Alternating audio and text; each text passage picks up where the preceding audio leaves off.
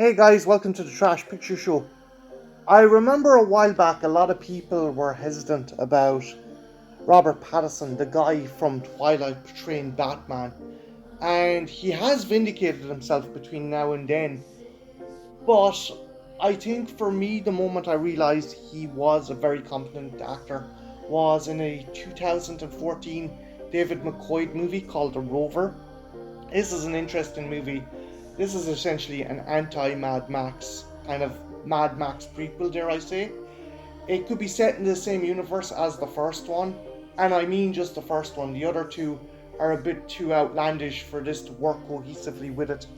But it's a fantastic movie. It stars also Guy Pearce, and it's set in the future where an economic collapse has totally brought the world to its knees. We encounter a character by the name of Eric, who is a loner and he's been through the ringer, and he's just sitting on his own in a cafe minding his own business when a gang of robbers, in an attempt to escape the law, steal his car. In the ensuing chaos, they end up leaving behind Reynolds, played by Robert Pattinson, the mentally stunted brother of the gang's leader, and Eric ends up deciding he's going to use Reynolds to track down the gang and get his car back. This movie is very cerebral and it approaches the apocalypse in a very different format.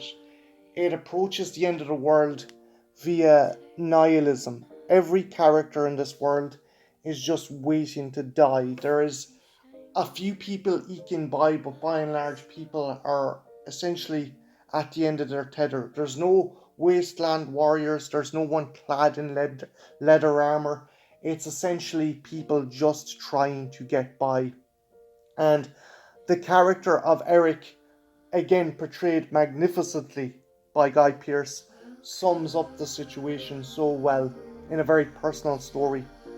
He explains to a military police officer who has actually arrested him that he killed his unfaithful wife and he didn't have to run, he didn't have to hide, and no one came looking for him.